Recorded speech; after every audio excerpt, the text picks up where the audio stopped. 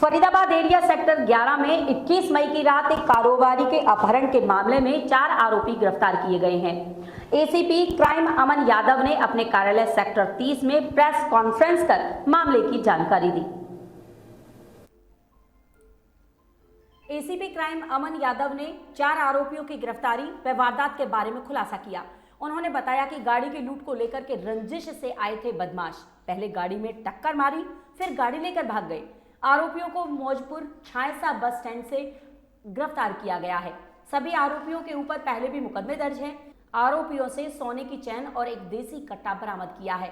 सभी आरोपी की पढ़ाई की बात करें तो 12वीं पास हैं। पुलिस की पूछताछ में अभी इतना ही पता लगा है कि रिमांड के बाद सारा खुलासा होगा। सभी आपस में दोस्त हैं, किसी गिरोह से इनका कोई संबंध नहीं है। 20 मई को रात को बल्लभगढ़ सेक्टर 8 पुलिस स्टेशन के एरिया के अंदर कुछ हथियारबंद लोगों के द्वारा एक व्यापारी के साथ जो है मारपीट की गई और उसकी जो गाड़ी है उसकी गाड़ी को भी साथ ले गए थे लूट करके, तथा उसे बंधक बना करके साथ लेकर के गए थे।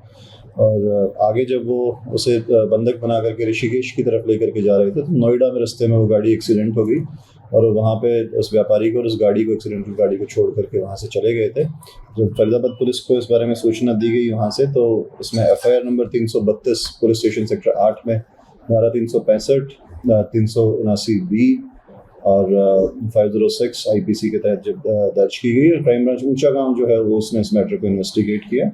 और आज कल 26 तारीख को जो आरोपी हैं जिनके द्वारा इस वारदात को अंजाम दिया गया था, उनमें से 4 आरोपियों को जो है वो छायसा के पास से गिरफ्तार कर लिया गया है। सभी आरोपियों को कोर्ट में पेश करके और उनका पुलिस रिमांड सीख किया गया है कोर्ट से।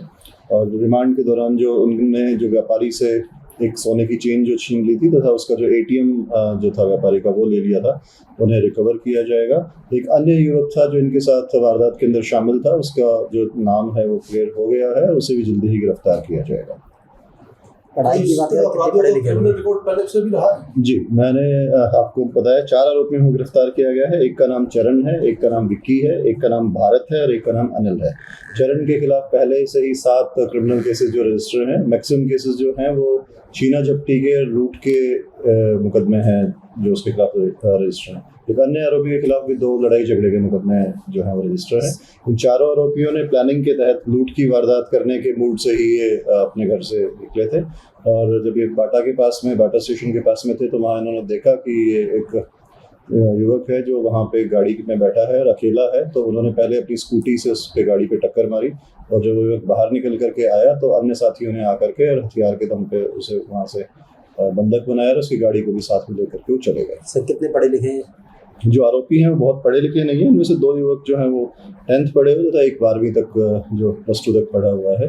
और इन्होंने इस वारदात को अंजाम देने के बाद 21 तारीख की रात को इस घटना को अंजाम देने के बाद 22 तारीख को पानीपत से भी एक गाड़ी किराए पे ली थी। गाड़ी फरीदाबाद आने के लिए इन्होंने गाड़ी किराए पे ली थी और उस गाड़ी चालक को भी फरीदाबाद सूरजकुंड ग्रीनफील्ड के एरिया के अंदर ला करके लूट लिया था और उसकी गाड़ी उससे छीन करके उसे वहाँ से वहीं छोड़ दिया था। उस संबंध में थाना सूरजकुंड के अंदर एक अन्य FIR अलग से दर्ज हुई थी, जिस घटना के बारे में इन्होंने रिमांड के दौरान जो है डिस्क्लोज किया। उस मामले में भी इन्हें गिरफ्तार किया। क्या सभी आपस में दोस्त हैं? जी, ये चारों युवक जो है आपस में दोस्त हैं, पहले से एक दूसरे को जानते हैं तथा अन्य 1-2 मामलों में भी साथ वारदात कर। सर, आरोपी कहाँ के रहने वाले हैं?